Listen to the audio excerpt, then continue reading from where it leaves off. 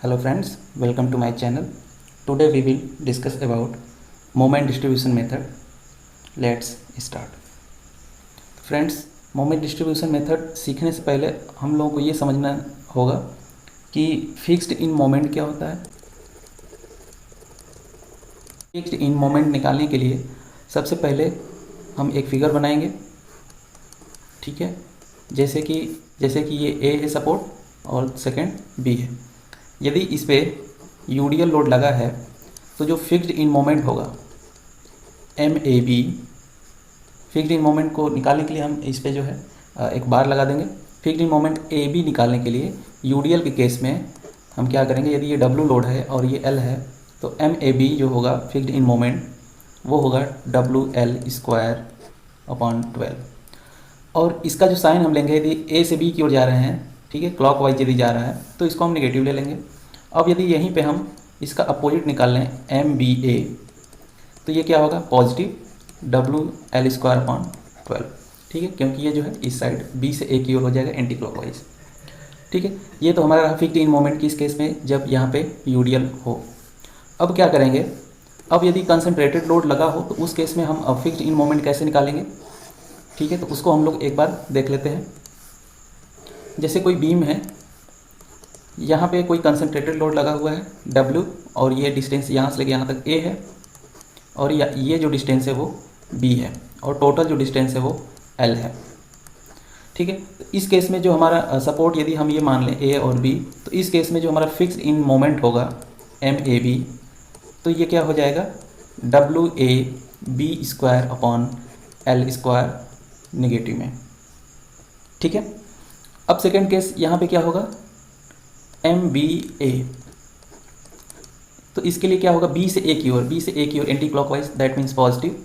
या इसके लिए क्या फार्मूला हो जाएगा WA square B divide by L square, ठीक है, ये हो जाएगा। तो हमने यहाँ पे क्या देखा, यूडियल के केस में क्या था WL स्क्वायर अपॉन 12, ठीक है, क्लॉकवाइज है तो माइनस, एंटी क्लॉकवाइज है तो प्लस, ठीक है। तो ये चीज़ें हम लोग समझ गए।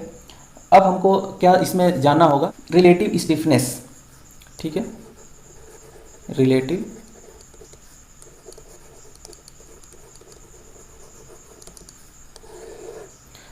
स्टिफनेस क्या है। रिलेटिव स्टिफनेस जो है आपका moment of inertia divide by length of span, ठीक है। तो बेसिकली जो रिलेटिव स्टिफनेस है वो I/L होता है और दूसरा जो होगा 3I/4L, ठीक है, 3/4 I/L। ये जो हमारा फार्मूला I/L यूज़ करते हैं, ये वहाँ पे यूज़ करते हैं जहाँ पे मोमेंट प्रेजेंट हो, ठीक है। और ये वहाँ पे प्रेजेंट ये फार्मूला हम वहाँ पे यूज़ करते हैं जहाँ पे हिंज हो, ठीक है, हिंज हो या फिर सिंपली सपोर्टेड हो, ठीक है। या फिर इसका रिलेटिव स्टिफनेस का यूज़ करने के लिए आप इसको इस तरीके से समझ सकते हैं कि कोई भी बीम दिया हुआ है, एंड पॉइंट पे यदि हमारा हिंज हो, कुछ इस तरीके से हिंज सपोर्ट लगा हो, ठीक है, तो उस केस में हम इसको जो है 3/4 I/L यूज़ करेंगे, ठीक है। अब रिलेटिव स्टिफनेस I/L हो गया। अब जैसे कि कोई भी बीम है, हम ये इस तरीके से समझ सकते हैं कि कोई भी, ये मान लेते हैं कि ये बीम है ABC। अब रिलेटिव स्टिफनेस हम लोग समझ गए कि 3/4 I/L कहाँ पे लगाना है और I/L कहाँ पे लगाना है। जैसे कि यदि ये हिंज है, ठीक है, तो इस सपोर्ट इतना स्पैन के लिए हम 3/4 I/L यूज़ करेंगे और इसके लिए भी हम 3/4 I/L यूज़ करेंगे, ठीक है। यदि यहाँ पे ये फिक्स रहता है, ठीक है, तो इसके लिए जो हम केवल I/L यूज़ करेंगे और इसके लिए 3/4 I/L यूज़ करेंगे, ठीक है। ये तो रहा रिलेटिव स्टिफनेस के। अब नेक्स्ट है डिस्ट्रीब्यूशन फैक्टर निकालने के लिए। Distribution factor equals to relative stiffness divide by total relative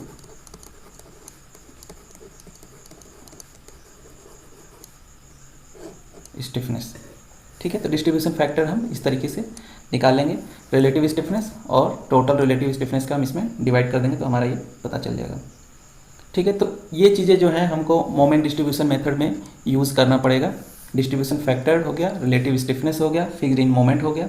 ठीक है, तो इन सब चीज़ का यूज़ करके हम जो फाइनल मोमेंट आएगा एट द सपोर्ट हम वो निकाल लेंगे। ठीक है, तो हम एक क्वेश्चन इसमें देखते हैं। जैसे कि इस क्वेश्चन में क्या बोला हुआ है कि determine the moment at the support of the continuous beam. ठीक है, ये एक तरीके का बीम दिया हुआ है। स्टेप नंबर फर्स्ट में हम क्या निकालेंगे, स्टेप नंबर फर्स्ट में हम निकाल लेते हैं डिस्ट्रीब्यूशन फैक्टर। ठीक है, तो डिस्ट्रीब्यूशन फैक्टर निकालने के लिए हमारे पास ये एक टेबल है। टेबल में हम मेंशन कर देते हैं कुछ चीज़ें, जैसे कि ये जो हमारा होगा यहाँ पे हम जॉइंट लिखेंगे। ठीक है, नेक्स्ट में हम लिखेंगे मेंबर, और नेक्स्ट ब्लॉक में लिखेंगे रिलेटिव स्टिफनेस,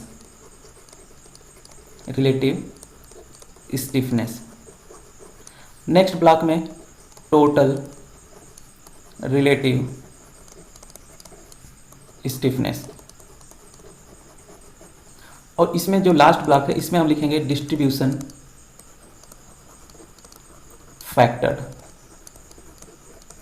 ठीक है, अब देखिए जो फर्स्ट हमारा ब्लॉक है जॉइंट का है। अब इसके नीचे जो है कि कौन कौन से जॉइंट है हम वो लिखेंगे।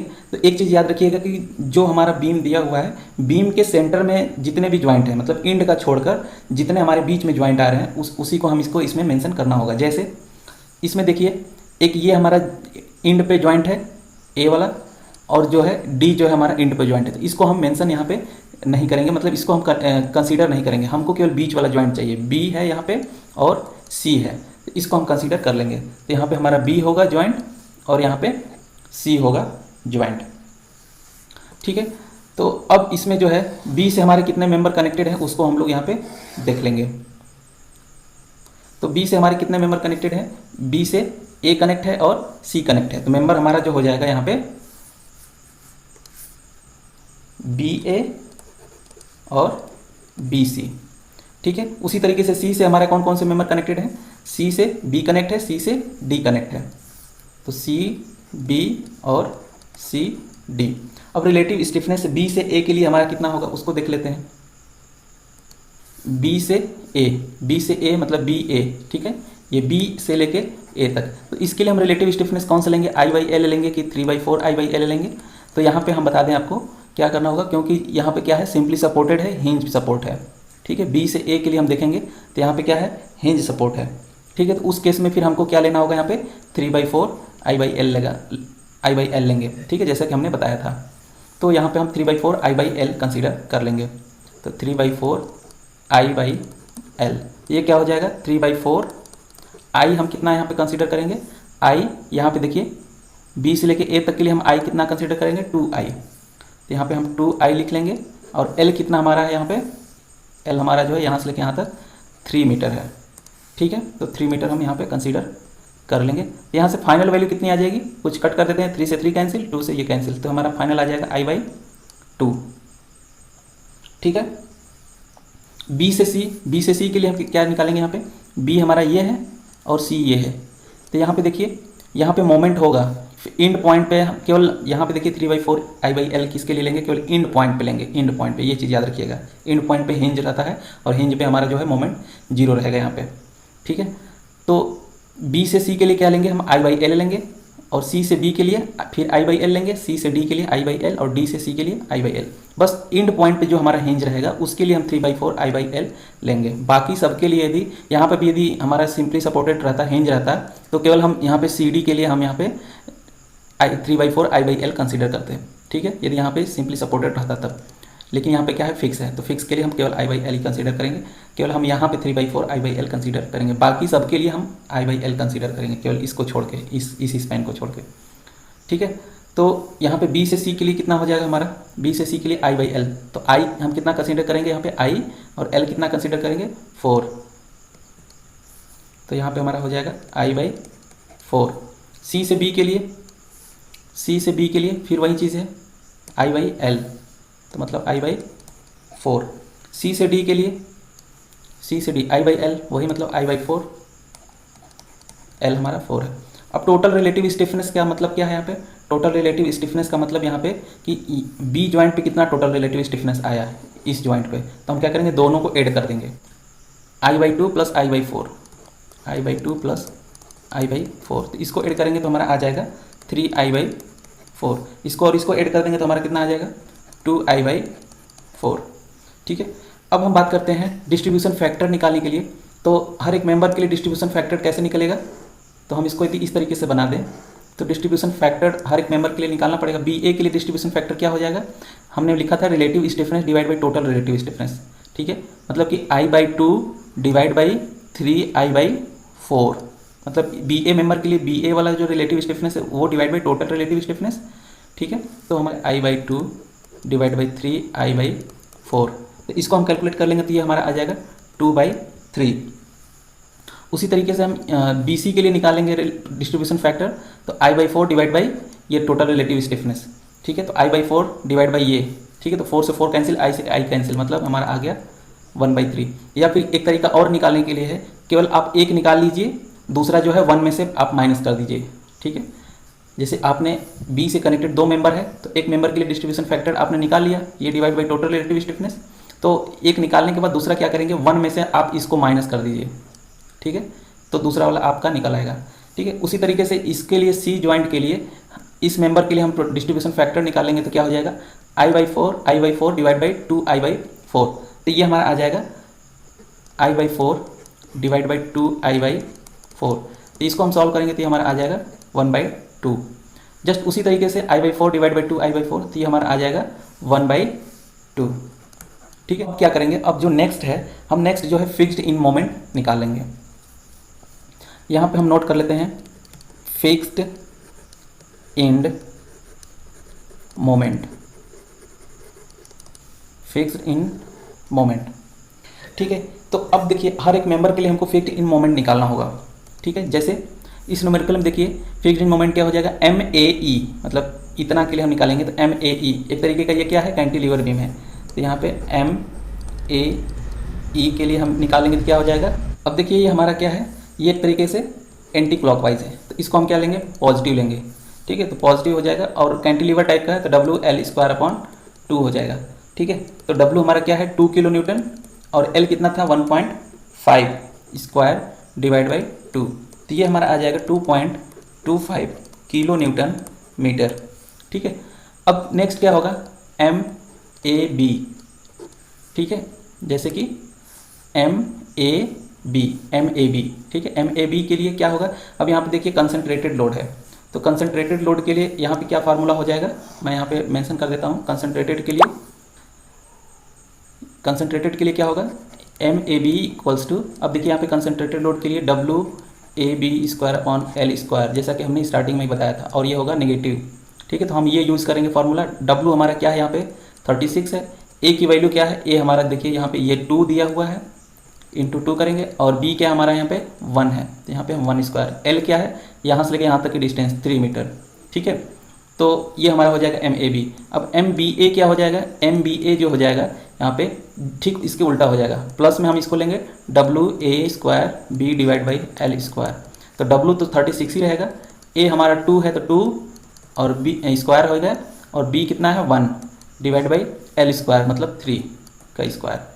ठीक है, तो ये हमारा MBA आ गया, वैसे ही MAB आ गया, तो हम इसको यहाँ पे मेंशन कर लेते हैं। WAB²/L² value 36 2 × 1 square divide by L² मतलब 3 स्क्वायर। ठीक है, इसको हमने सॉल्व किया, आ गया -8 किलो न्यूटन मीटर। उसी तरीके से MBA हम जो वैल्यू था उसके लिए हम नोट कर लेते हैं, ये क्या था L² पॉजिटिव आएगा 36, एक वैल्यू 2 था और स्क्वायर इंटू B 1 है L² 3 स्क्वायर, इसको हम सॉल्व किया, पॉजिटिव में 16 किलो न्यूटन मीटर। ठीक है, नेक्स्ट क्या है, अब जो है BC है। ठीक है, AB और BA निकल गया, अब क्या निकालेंगे, BC और CB। ठीक है, तो यहाँ पे हम इसको इरेज कर देते हैं एक साइड से। अब हम निकालेंगे BC के लिए, तो यहाँ पे BC के लिए क्या हो जाएगा, MBC, तो MBC के लिए यहाँ पे -WL²/12, क्योंकि यहाँ पे क्या है, ये UDL है। ठीक है, दोनों साइड में सपोर्ट लगा हुआ है, तो ये होगा हमारा WL²/12। उसी तरीके से MCB निकाल लेंगे, तो MCB क्या हो जाएगा, यहाँ पे पॉजिटिव में WL²/12 हो जाएगा। ठीक है, फिर उसी तरीके से हम नेक्स्ट फिक्स्ड इन मोमेंट निकालेंगे इसके लिए MCD के लिए, तो MCD के लिए क्या हो जाएगा, WL²/12 हो जाएगा नेगेटिव में। ठीक है, क्लॉकवाइज के लिए, और उसी तरीके से MDC के लिए निकालेंगे तो क्या हो जाएगा, पॉजिटिव में WL²/12। ठीक है, अब BC के लिए W क्या है, यहाँ पे BC के लिए W हमारा यहाँ पे 10 है, L कितना है 4। ठीक है, और CB के लिए C से B तक वही चीज़ है, W 10 होगा और L जो 4 होगा। अब हम इसकी बात करते हैं, तो W जो है CD के लिए क्या होगा, CD है ये तो W यहाँ पे 12 होगा, ठीक है। और L कितना होगा, L हमारा यहाँ पे 4 होगा। उसी तरीके से DC के लिए जस्ट जो ये आएगा उसी का अपोजिट हो जाएगा, क्योंकि W भी सेम है और L भी सेम है। तो MBC निकाल लेते हैं -WL² 12 से, ठीक है। तो यहाँ से आ जाएगा MBC जो हमारा फाइनल आ जाएगा -10 WL² है, तो L हमारा 4 है, /12। तो इसको हम फाइनल सॉल्व करेंगे तो हमारा आ जाएगा -13.33 किलो न्यूटन मीटर, ठीक है। उसी तरीके से MCB जो हमारा आ जाएगा वो हमारा आ जाएगा प्लस में WL² 12 से, तो W हमारा जो है 10 है और L जो है 4 है, /12, ठीक है। तो ये हमारा आ जाएगा प्लस में 13.33 किलो न्यूटन मीटर, ठीक है। अब क्या करेंगे नेक्स्ट जो है CD के लिए क्या होगा, -WL² 12। तो CD के लिए W कितना था हमारा, अब CD के लिए हमारा जो W था 12 था, ठीक है। CD के लिए W जो हमारा यहाँ पे 12 है, ठीक है। तो अब यहाँ पे हम 12 रख लेंगे, 12 इंटू के L हमारा जो है 4 दिया हुआ था, अब यहाँ पे 12 हो जाएगा। इसको हम सॉल्व करेंगे तो हमारा फाइनल वैल्यू जो आएगी -16 किलो न्यूटन मीटर आ जाएगा। उसी तरीके से हम DC निकालेंगे तो DC के लिए भी हमारा आ जाएगा प्लस में 12 इंटू 4 स्क्वायर /12, तो ये आ जाएगा प्लस में 16 किलो न्यूटन मीटर, ठीक है। तो इस तरीके से हमारा जो है फिक्स्ड इन मोमेंट हम निकालेंगे। फिक्स्ड इन मोमेंट निकालने के बाद अब हमको निकालना होगा मेन मोमेंट, फाइनल मोमेंट जो हमारा है सपोर्ट पे कितना आएगा उसको निकालने के लिए हम एक दूसरा टेबल बनाएंगे, ठीक है। तो नेक्स्ट टेबल में चलते हैं, ठीक है। तो ये हमारा जो है नेक्स्ट टेबल है। जैसा कि आप यहाँ पे देख सकते हो ये किस तरीके से टेबल बनेगा, तो यहाँ पे आपको ये दिखाई दे रहा होगा कि जैसे जैसे हमारा ये बीम दिया हुआ था उसी के हिसाब से हमने बनाया है, ठीक है। तो ये हमारा एक A सपोर्ट था, एक हमने एक लाइन खींचा, B सपोर्ट है तो B, C है तो C के लिए, D है तो D के लिए हमने एक लाइन खींचा, ठीक है। अब ये जो ब्लॉक बना हुआ है ये किसके लिए है, ये डिस्ट्रीब्यूशन फैक्टर के लिए है, ठीक है।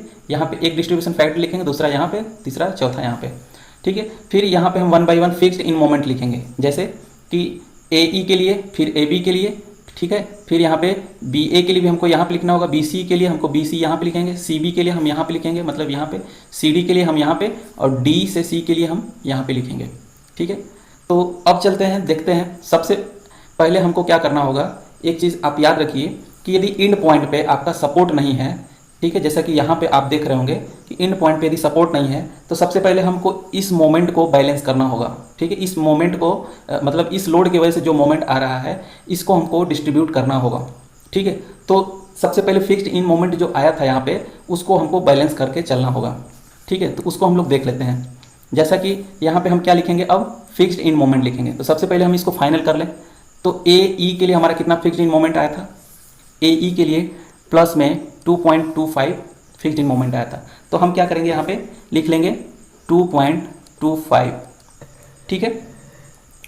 अब मोमेंट डिस्ट्रीब्यूशन का रूल ये कहता है कि इसको बैलेंस करने के लिए हमको इसके अपोजिट साइड में इतना ही मोमेंट और लगाना पड़ेगा, ठीक है।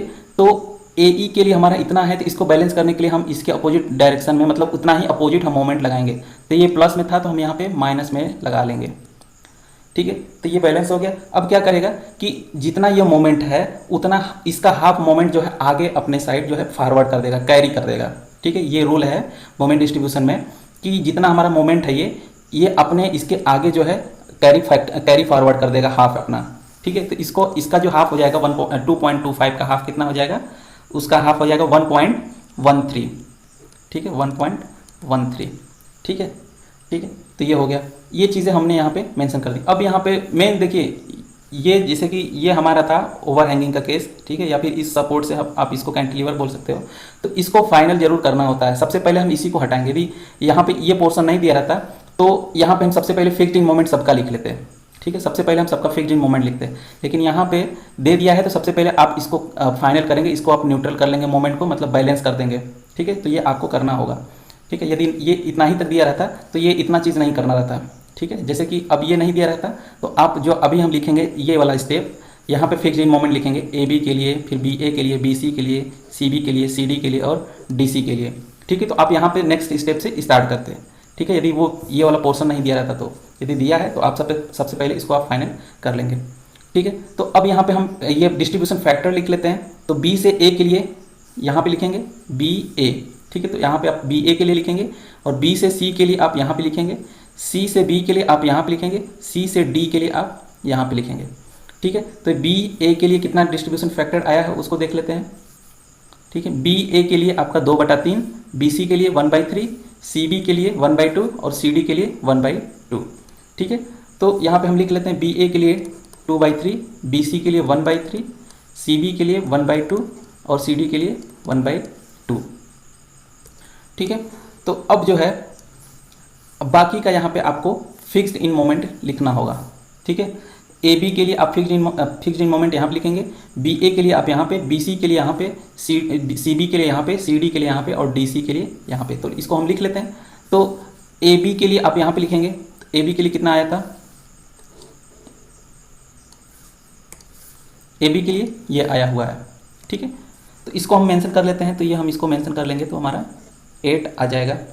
ठीक है, उसी तरीके से बी ए के लिए कितना आया था, बी ए के लिए 16, बी सी के लिए माइनस में 13.33 और सी बी के लिए प्लस में 13.33। तो इसको हम यहाँ पे मेंशन कर लेते हैं, तो ये प्लस 16 और बी सी के लिए हमारा आया था माइनस 13.33, सी बी के लिए प्लस में 13.33, सी डी के लिए हमारा कितना आया था माइनस में 16 और डी सी के लिए प्लस में 16। अब क्या करेंगे, अब देखिए अब इसमें क्या होगा कि ए पॉइंट क्या है हमारा सिंपली सपोर्टेड। ठीक है, ए पॉइंट जो है हिंज है, तो वहाँ पे मोमेंट जो है जीरो रहना पड़ेगा। ठीक है, हिंज पॉइंट पर मोमेंट जीरो होता है। ठीक है, तो हमको क्या करना होगा, इस पॉइंट को जीरो करना होगा। ठीक है, अब ये वाला जो पोर्शन है इसको भूल जाइए।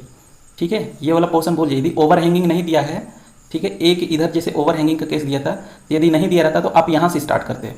ठीक है, ये वाला पोर्शन स्टार्ट करते हैं, लेकिन यहाँ पे क्या होगा कि ओवर हैंगिंग के दे दिया तो इसलिए आपको ये वाला पोर्शन करना पड़ा। ठीक है, तो अब क्या करेंगे, ए सपोर्ट जो है, ए सपोर्ट आपका हिंज है, तो यहाँ पे मोमेंट आपको जीरो करना पड़ेगा।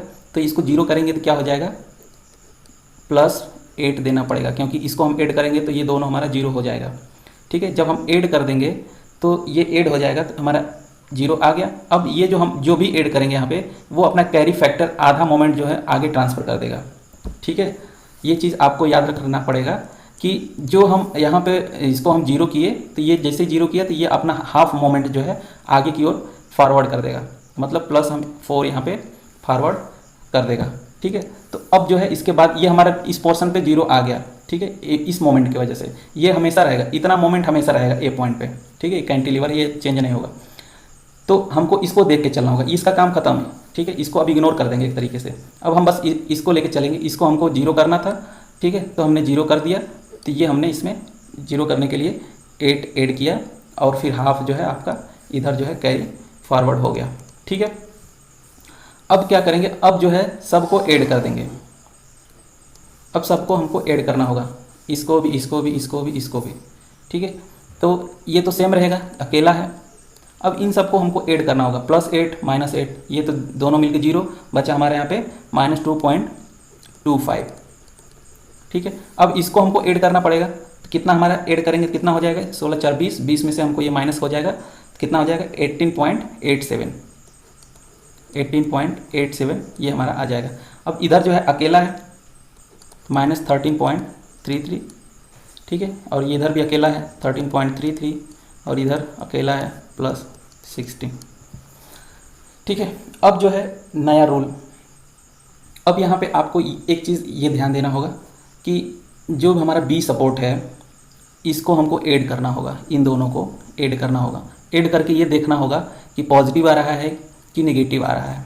तो यहाँ पे हम देख रहे हैं 18.87 में से हम 13 पॉइंट इतना हम ऐड करेंगे तो कितना आ जाएगा 455। ठीक है, 5 पॉइंट इतना हमारा जो है पॉजिटिव में आ रहा है, 5.54 जो है इस सपोर्ट पे पॉजिटिव में आ रहा है। तो अब हमको इस 5.54 को यहाँ पे हम कैसे लिखेंगे, तो 5.54 जो है इसको हमको देखिए यहाँ पे पॉजिटिव आया, तो इसको पॉजिटिव को हमको बैलेंस करने के लिए हमको निगेटिव में इतना हमको प्रोवाइड करना होगा। ठीक है, तो इसको हम जो भी पॉजिटिव जैसे ऐड करने के बाद जो भी साइन आया हम उसका अपोजिट यहाँ पे मोमेंट लिखेंगे, ये चीज़ आप याद रखिएगा। इन दोनों को ऐड करने के बाद हम देखें पॉजिटिव आया, तो अब यहाँ पे हम जो नीचे मोमेंट लिखेंगे वो हमको निगेटिव में लिखना होगा। ठीक है, उस जो भी यहाँ पे ऐड करने के बाद जो भी साइन आया उसका अपोजिट, तो अब ऐड करने के बाद पॉजिटिव आया तो हम नेगेटिव यहाँ पे प्रोवाइड करेंगे। लेकिन अब ये कहाँ पे लिखेंगे, कितना लिखेंगे, अब इसी को यहाँ पे डिस्ट्रीब्यूट करना है कुछ पोर्शन, और कुछ पोर्शन जो है यहाँ पे हमको डिस्ट्रीब्यूट करना है, ठीक है, 5.54 को ही, ठीक है। तो 5.54 को यहाँ पे हम कितना डिस्ट्रीब्यूट करेंगे, तो अब चलेंगे ऊपर यहाँ पे, तो यहाँ पे दिया हुआ है 2/3, तो इसका 2/3 हम यहाँ पे लिखेंगे, और फिर 5.54 का 1/3 यहाँ पे हम फिर 1/3 लिखेंगे, तो इसको हम, तो कितना आ जाएगा हमारा फाइनल 3.69, और जो हम ऐड करें, जो ऐड किए हैं उसका 1/3 यहाँ पे कितना आ जाएगा, माइनस में 1.85, ठीक है। जस्ट उसी तरीके से अब इसको हमको यहाँ पे ध्यान देना होगा। अब इसको और इसको ऐड करेंगे, ऐड करने के बाद जो भी वैल्यू आएगा उसको हम अपोजिट करके उसका 1/2 यहाँ पे लिखेंगे, और फिर 1/2 यहाँ पे लिखेंगे। जैसे 16 और -16 और 13.33 को हम ऐड करेंगे तो कितना हमारा आ जाएगा, 2.67 आई थिंक आ जाएगा, ठीक है। 2.67 आएगा, वो किस में आएगा, निगेटिव में आएगा, 2.67। तो इसको बैलेंस करने के लिए हमको 2.67 पॉजिटिव में देना होगा, ठीक है। अब 2.67 को हम इसका हाफ जो है डिस्ट्रीब्यूट यहाँ पे करेंगे, और हाफ जो डिस्ट्रीब्यूट यहाँ पे करेंगे 2.67 को ही। तो 2.67 को पॉजिटिव में यहाँ करेंगे तो कितना हो जाएगा, 1.34, और यहाँ पे 1.33, ठीक है। ये हो गया इतना। आई थिंक यहाँ तक जो है आपको समझ में आ गया होगा। अब इसके बाद जो क्या करेंगे, अब जो है देखिए यहाँ पे हाफ मोमेंट कैरी फॉरवर्ड होगा, ठीक है। अब देखिए ये जो हमारा ए सपोर्ट है ये हमारा हिंज है, ठीक है। तो हिंज की ओर मोमेंट कैरी फॉरवर्ड नहीं होता है, ठीक है। अब इधर मोमेंट फॉरवर्ड नहीं होगा, ठीक है। अब क्या होगा कि बी का सी की ओर होगा, सी से बी की ओर होगा, सी से डी की ओर कैरी फॉरवर्ड होगा, ठीक है, इसका हाफ मोमेंट। क्योंकि ए को ही हम अभी 0 किए हैं तो इधर तो होगा ही नहीं, ठीक है। तो मतलब ये हाफ अपना इधर नहीं होगा। अब क्या होगा कि ये जो है अब हाफ जो है इस साइड मोमेंट अपना आधा भेज देगा, और यहाँ पे ये अपना हाफ ये यहाँ पे भेज देगा, और दूसरा जो है ये पोर्शन जो है इधर भेज देगा, ठीक है। ये अपना इधर हाफ नहीं भेजेगा, क्यों नहीं भेजेगा, क्योंकि ए जो है हमारा सिंपली सपोर्टेड हो गया है, अभी इसी को हम 0 किए हैं। यदि ए पॉइंट जो है फिक्स रहता तो ये अपना हाफ इधर भी भेजता, जैसे कि ये वाला भेज रहा है इधर, ठीक है। तो ये चीज़ आप याद रखिएगा कि इंड पॉइंट पे यदि हिंज हो तो उसको हम 0 एक बार कर दिए तो दोबारा उधर की ओर मोमेंट नहीं आएगा, ये चीज़ आप याद रखना, ठीक है। तो अब ये हाफ इधर भेजा, अपना हाफ इधर भेजा, तो इसको हम लिख लेते हैं यहाँ पे 1.34 का हाफ इधर कितना आ जाएगा, इसको हम हाफ करेंगे तो ये पॉजिटिव में है तो ये भी पॉजिटिव में ही आएगा, तो ये आ जाएगा 0.67, ठीक है। अब ये इसका हाफ कितना हो जाएगा इधर, माइनस में 0.92, और इसका हाफ यहाँ पे कितना आ जाएगा 0.67, ठीक है। अब इसके बाद हम क्या करेंगे, इसके बाद आपको क्या करना होगा, इसके बाद ये जो हमारे देखिए अब यहाँ पे कुछ नहीं है और यहाँ पे भी कुछ नहीं है, ठीक है। जब कुछ नहीं है तो यहाँ पे इस बी सपोर्ट पे अकेला ये बचा, ठीक है। तो यहाँ पे कुछ रहता तो आप दोनों को ऐड करते, जैसे कि यहाँ पे किए थे आप, इन दोनों को ऐड करके फिर साइन उसका रिवर्स करके फिर उसका 2/3 करके आप यहाँ पे लिखे थे। लेकिन यहाँ पे अकेला है तो आप अकेले को ही साइन इसका रिवर्स करके 2/3 करके आप यहाँ पे लिखेंगे, ठीक है। तो 0.67 है तो ये पॉजिटिव में है तो इसका आप निगेटिव करेंगे तो माइनस में 0.67 आया। अभी माइनस 0.67 का 2/3 जो है आप यहाँ पे लिखेंगे और 1/3 यहाँ पे लिखेंगे। तो 0.67 का 2/3 और माइनस में, क्योंकि ये पॉजिटिव दिया है तो इसका सबसे पहले आप साइन उल्टा करेंगे, ठीक है। तो ये माइनस में आ जाएगा, माइनस 0.67 का 2/3 यहाँ पे आप लिख लेंगे। तो ये कितना आ जाएगा 0.45, फिर इसी का माइनस में 0.67 का 1/3 कितना आ जाएगा -0.22, ठीक है। अब देखिए यहाँ पे क्या है -0.92, ये माइनस में है और यहाँ पे कुछ नहीं है। तो आप इसको अलग अलग फैक्टर निकालेंगे 1/2 तो सबसे पहले आपको इसको प्लस में करना होगा। तो 0.92 प्लस में हो जाएगा, उसका 1/2 यहाँ पे और 1/2 यहाँ पे। तो यहाँ पे प्लस में 0.92 का 1/2 0.46, यहाँ पे भी 0.46 आ जाएगा, ठीक है।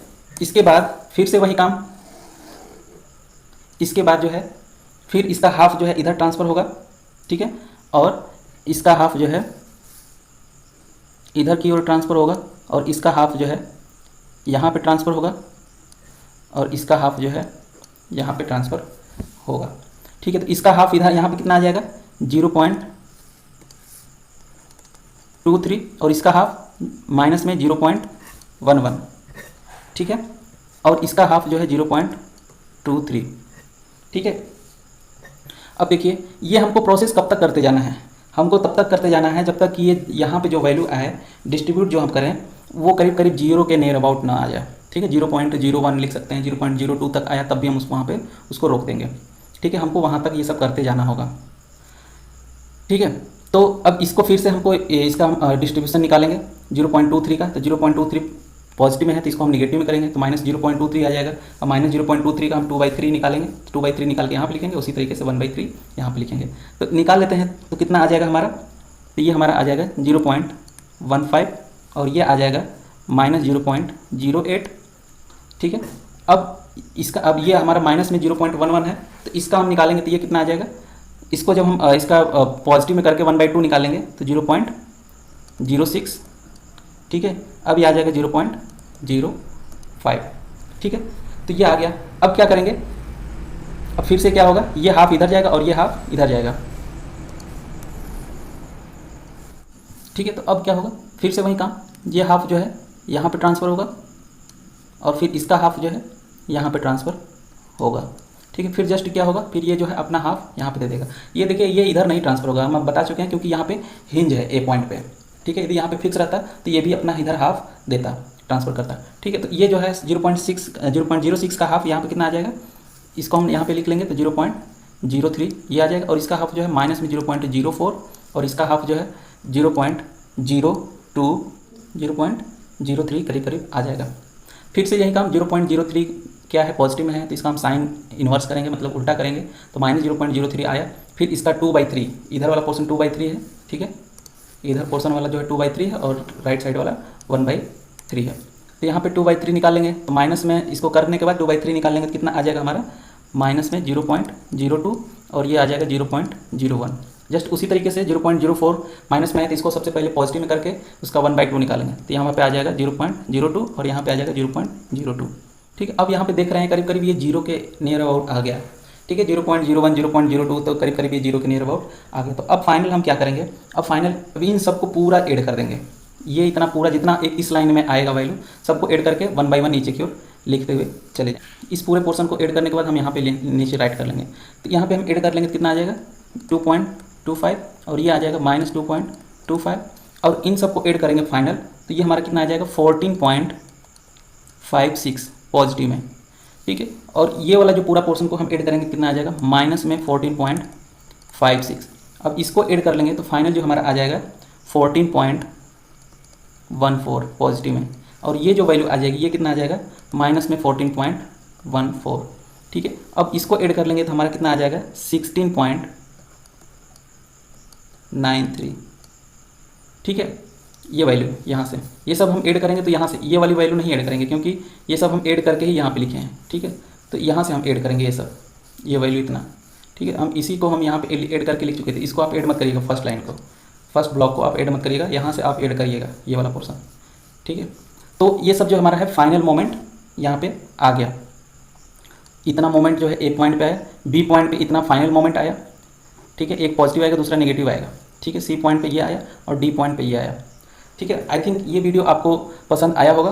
ठीक है, यदि पसंद आया हो तो इस चैनल को लाइक और सब्सक्राइब करिए और अपने फ्रेंड के साथ ज़रूर शेयर करिए।